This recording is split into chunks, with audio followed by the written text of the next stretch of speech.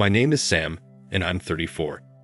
I was married to my ex-wife, Anna, 29, for almost 3 years, but we had to go our separate ways due to her infidelity. Anna and I grew up in the same town, so we weren't complete strangers when we started dating. We both went to the same high school, but I was a couple of classes ahead of her, and we didn't get close to each other until after we finished college. Right from time, I never wanted to leave our town for greener pastures or anything because I loved it there, and I'd always wanted to be close to the people that mattered. The same applies to Anna. She returned to overlook her parents' restaurant after she graduated from college. It was during this time we began our relationship. We became perfect friends after she returned, and after some months of closeness, we began dating.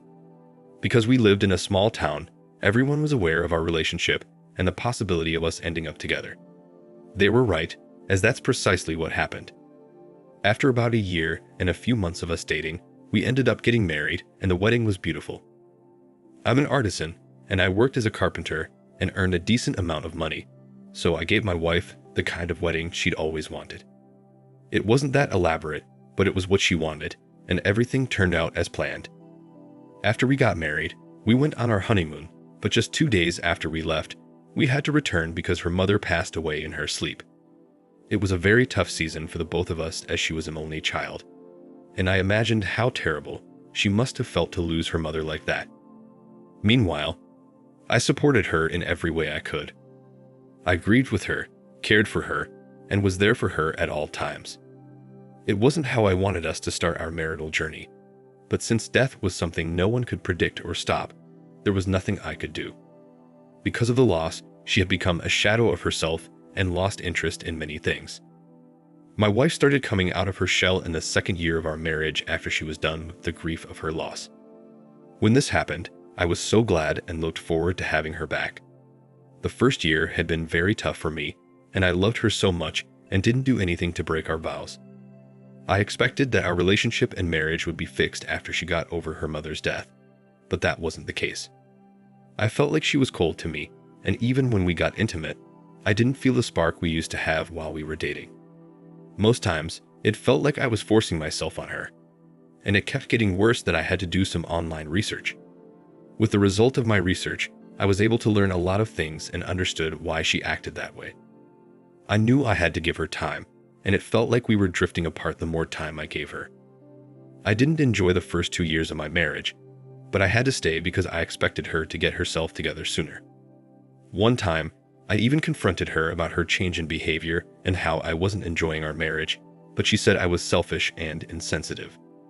The very annoying part was that if we went out to a wedding, a gathering, or any event we were attending, she would be very active. She would laugh at every joke and even interact with everyone like everything was cool with her. But as soon as we got home, she would change. Our marriage was getting very boring, and after constantly nagging about her attitude for weeks, I started to see a few changes.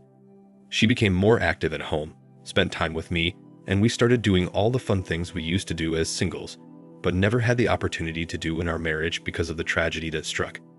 Sincerely, her changes made me feel loved, and throughout that time, our marriage was shaky and she was grieving. I never tried to play smart with her or look at any woman in a lustful manner. Although, there were temptations, especially since I wasn't getting what I wanted from her. But I loved her so much that I avoided those temptations because I knew what a few minutes of pleasure could do to our marriage. Our home was now filled with happiness and laughter for the following months that I enjoyed her company so much. The icing on the cake was when we found out she was pregnant, which made me very excited because I was going to become a father very soon. It really meant so much to me, and I was glad I was finally having the marriage of my dreams. About 6 months after we found out she was pregnant, I decided to make things up to her. I knew her mother's death ruined our honeymoon, and even though she never mentioned it, I knew she would love to return to the same place. It was expensive, but I started saving for it 2 months after things returned to normal. After all the bookings and preparations were made, I broke the news to her, and we didn't just take it as our honeymoon, but as a romantic getaway. She really loved it, because our wedding anniversary was only a week after we returned from the getaway, and we planned on renewing our vows in front of friends and family. The renewal of vows was my idea, and I thought it was necessary because we were only beginning to enjoy our marriage. Eventually, We went on our second honeymoon getaway and had so much fun together. We visited places, took multiple pictures, and most importantly, tried different foods. We were only meant to spend a week there, and on our 6th day there, I made a shocking discovery. I can't really recall what took me to my wife's phone.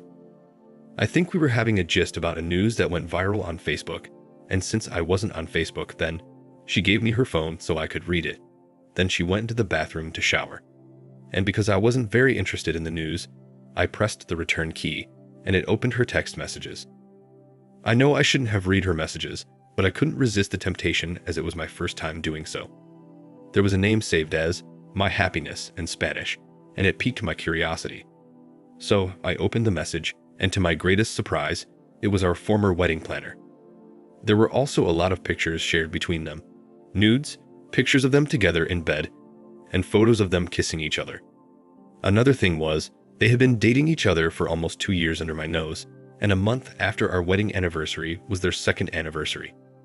At that point, I felt the room spin and my chest almost exploded from being too tight. I would really love to explain how I felt, but no amount of words can describe it. I'm still somewhat surprised that I was smart enough to forward all their pictures to my number in that state of shock, and delete all that I sent to my phone so she wouldn't know.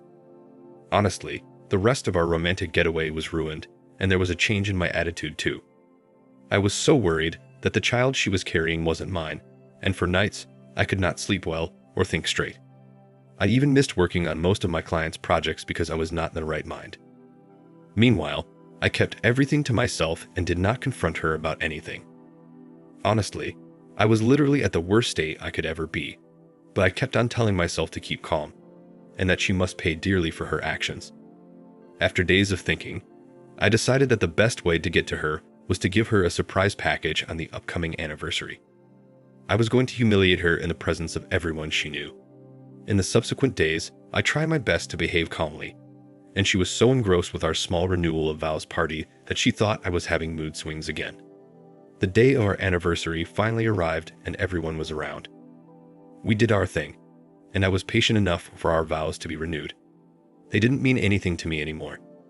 After we were done, I asked that the gifts I got for her be brought in so she could open them in front of everyone. Anyone who saw the size of the gifts could tell they were framed pictures, but I guess she thought they were pictures from our second honeymoon. I asked for the photos to be given to her so she could open it herself, and she did. Immediately she opened it, everyone gasped, and she froze. Then I opened the other ones myself.